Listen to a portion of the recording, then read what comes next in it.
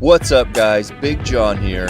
We just got back from the Performance Racing Industry Trade Show, where we looked at some of the industry's top racing products. This is our highlight reel. Enjoy.